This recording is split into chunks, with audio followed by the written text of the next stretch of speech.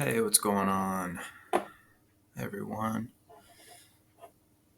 So, I've been seeing a lot of questions about mortgage rates, particularly this last quarter, that Q4 timeframe of last year. So, we saw mortgage rates actually rise by a full percentage point, basically, here September, mid September to the end of the year. Um, And so it coincided with the Fed actually cutting rates. So the Fed actually cut 50 basis points right here in September.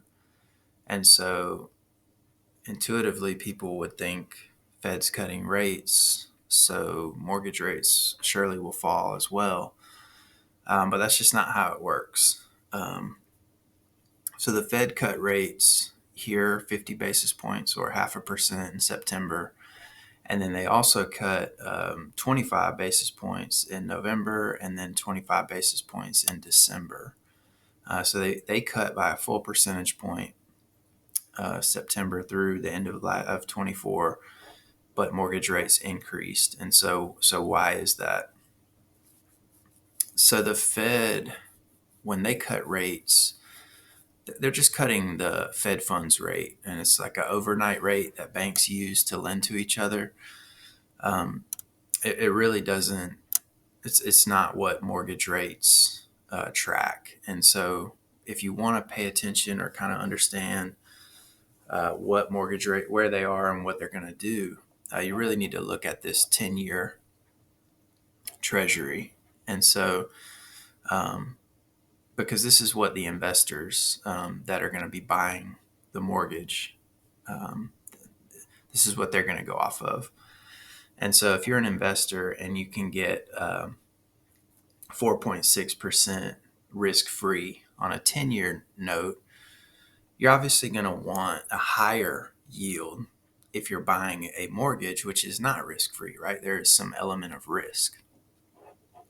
And so what happens is mortgage rates and the 10-year treasury have a spread. And so typically what you see is the spread widens when the economy is maybe, things are a little risky, potential recession fears, maybe you're in recession, something like that, right? Because then it's riskier. And so they want a higher return to account for that risk. And so right now, we've got mortgage rates around 7%, and that 10-year yield, you know, this is still December, so it's showing 4.4%, but that spread right now is about 2.6%, which historically is very high.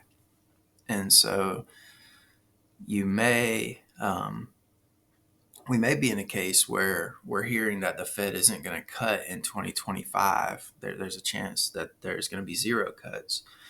And so naturally people think, well, that means mortgage rates, aren't going to move, but that's not the case because as the 10-year moves, the mortgage rates will move. But also, this spread, if it normalizes, so right now, if it's a 2.6% spread, if that drops down to the long-term average of like 1.6%, you could have mortgage rates fall essentially by a percentage point, even though the actual yield on the 10-year didn't change.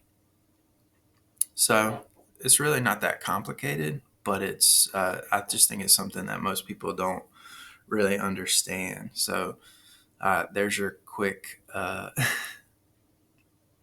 Cliff's Notes study guide on how mortgage rates and the 10-year treasury yield kind of work together. So anyway, we'll see what happens in 25. But even if the Fed does not cut the Fed funds rate, it doesn't mean that mortgage rates cannot fall. So you could see mortgage rates fall with zero Fed cuts next year, and we'll just have to wait and see what happens. Anyway, hope this was helpful, and I will probably put something out again soon.